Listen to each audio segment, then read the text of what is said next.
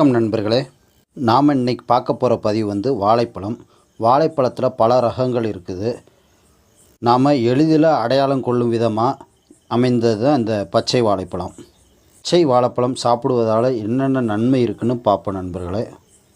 பொதுவாகவே வந்து வாழைப்பழம் சாப்பிட்றதுனால மலச்சிக்கல் குணமாகவும் கேள்விப்பட்டிருப்போம். இது வந்து பொதுவாகவே வந்து வாழைப்பழம் வந்து குடலில் உள்ள புண்ணுகளை வந்து அகற்றி நம்ம செரிமானத்தை தூண்டக்கூடியது தான் இந்த வாழைப்பழம். குறிப்பாக இந்த பச்சை வாழைப்பழம் இதுக்கெல்லாம் செரிமானத்தை தூண்டக்கூடியது இந்த பச்சை வாழைப்பழம். இதய ஆரோக்கியத்துக்கு முக்கிய பங்கு வகிக்கக்கூடியது இந்த பச்சை வாழைப்பழம். இரத்த அழுத்தத்தை கட்டுப்படுத்தக்கூடியது, இரத்த ஓட்டத்தை சீராக்கக்கூடியது, உடல் எடையை குறைக்கக்கூடிய தன்மை இந்த பச்சை வாழைப்பழத்துக்கு இருக்குது. நம்ம மூளை ஒரே நல்லா சுறுசுறுப்பாக இயங்கணும்னா இந்த பச்சை வாழைப்பழம் சாப்பிட்டிங்கன்னா நல்லா சுறுசுறுப்பாக இயங்கும் நண்பர்களே. நன்றி நண்பர்களே.